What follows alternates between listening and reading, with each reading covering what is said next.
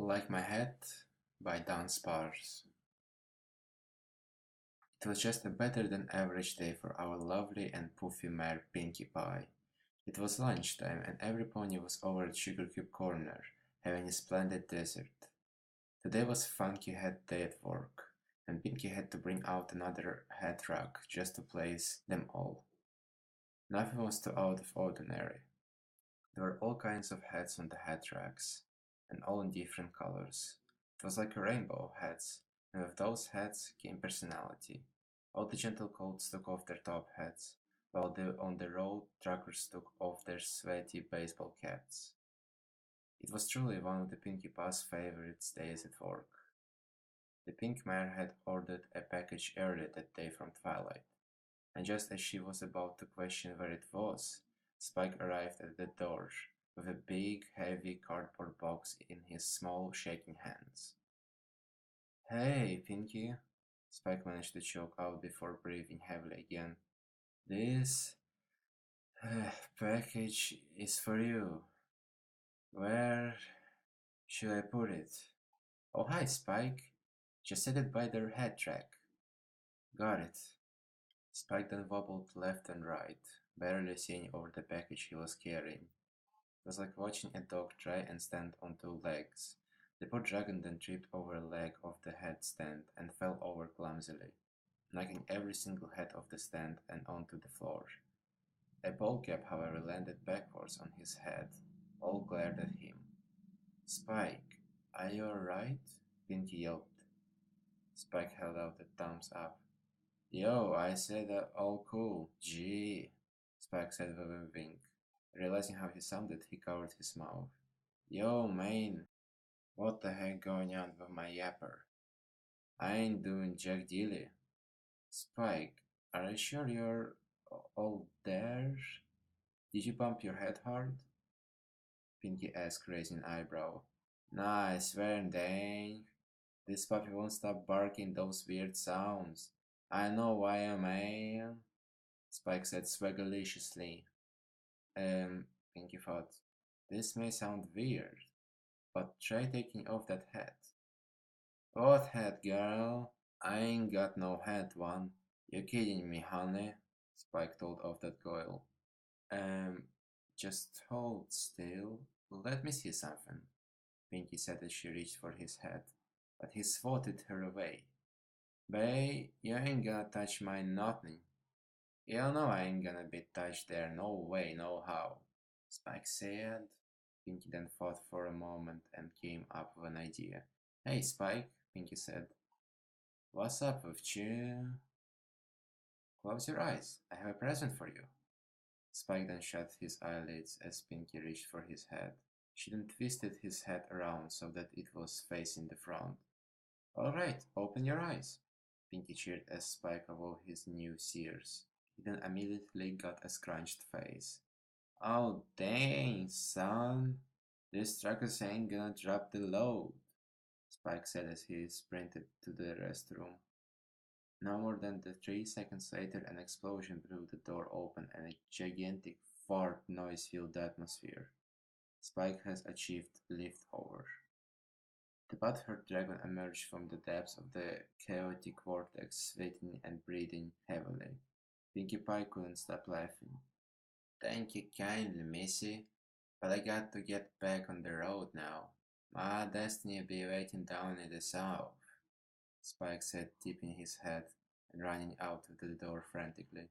Pinkie Pie looked at the tipper of the headstand and got a devilish idea. It was time to grab all the heads she could and give chase to Spike, to see what kind of entertaining things she could make him do. Suddenly, she heard the yelling from outside. Where's the hell my truck? Brittany Bear, come here. I didn't mean it. Spike yelled as Pinky watched him drop to his knees through the window. Glancing down at the floor sheet and saw a top hat. The pink mare then picked it up and bottled out the door. When Spike heard heavy clapping behind him, he looked back, and as soon as he saw the pink mare racing towards him, he picked himself up and ran for his life. Oh shit! Spike swore as he wobbled relatively quickly away from danger. That wasn't fast enough for him to escape the other doom that was about to pounce upon him. When she was close enough, Pinky leaped and caught Spike by the tail. Spike, don't go. I just want to see what you look like with this hat on. Pinky begged, but Spike resisted. You're crazy, damn. Get your hose off me, Spike yelled. Pinky then quickly switched the hat on his head and let go of his tail. Why, I say, Spike coughed as he stopped and brushed his body off. What brutal behavior! Dear old girl, what preposterous idea might you've been having in that cranium of yours? Why are you talking like that, silly? Pinky asked with a smile. Because unlike you, I am quite sophisticated and polite. You have no sense of respect for others, it seems. I. Now, shush. I declare do not hear a word from you, hidden. Now bother me again, and you best gird your lines for battle. Spike taunted as he made a prim do-it pose with his scaly hands. Um, Spike, what does geared mean? Pinky asked with a puzzled face. Such an intelligent question. I do not have time to discuss foolish matters with peasants. Now, if you'll excuse me, I must be leaving for home. Tally who? Spike said with ultimate class. There was not a classier classy pony that could outclass his classy classiness in this classy world as of the moment. Pinky then looked down at her hooves and noticed a fedora that Spike had blown through the door earlier. It was in a great shape and even had a nice pattern on it. She looked back at Spike. Madam, I insist not, Spike said nervously as he backed up several feet. Pinky grew a grin, and as soon as she did, Spike turned his body around and dashed. Get back here, Spike!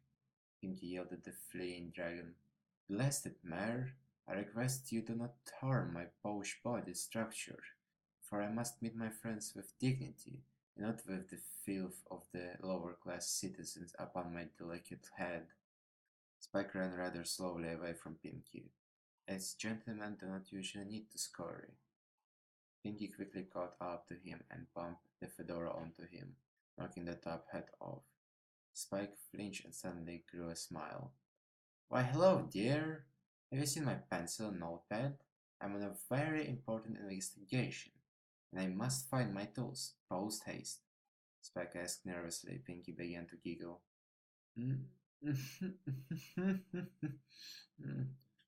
Pinky muttered. What is so funny, young lady? This crime must not go unpunished. I must find the culprit, and to do that, I must have my handy tools. Spike asked, lurking around. Pinky couldn't take it.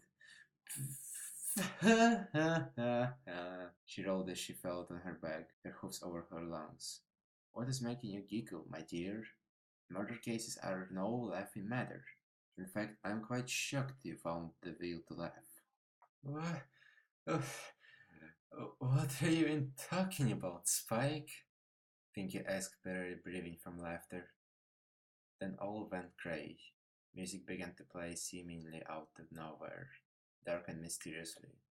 Spike peered into the window with shallow eyes and colorless soul.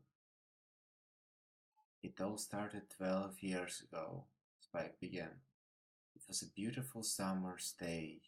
A girl walked through the field. She was a lovely lass, one with a face no stallion could forget. Then one day she vanished, taken by some crude fellows in trench coats. I, Spike, have set out on my quest to find that woman and bring her captors to justice. That is what I'm talking about. Spike, you're like 4. How did you know all that happened, you silly goose? Dear madam, I should inform you that this is none of your business. We shall never understand the life of detective. Now, I shall be off to find my tools now. I bid you farewell, Spike said as he bowed. Pinky just sat there and lifted an eyebrow. Fedora is boring, Pinky said to herself out loud. Excuse me? Spike said, raising an eyebrow. You wearing a fedora is super duper boring. Let's change that. Pinky said as she took out an old and worn leather cowboy hat. Spike flinched. I do not think so, miss. It is time for me to bowl. Thank you for your offer, though, Spike said as he ran away, whistling a tune of some sort. Oh, no, you don't. Come here, Pinky said as she pounced on him, knocking his fedora off and placing the cowboy hat on it. Spike looked still for a few seconds. Spike? Pinky asked after about 10 seconds had passed. Oh, hey, that there be some rancher action, youngin. Y'all shouldn't be doing all that, you hear? There ain't nothing more aggravating than a real goose cheesy doggy, Spike said, jumping in the air. Pinky squealed as she slammed the ground with her hoof. You sound so weird. Well, if you don't mind, I'll be back to the library now. Miss Twilight needs me, Spike called out as the little purple dragon skedaddled his way over the library. Wait, Pinky called as she chased after him, smiling.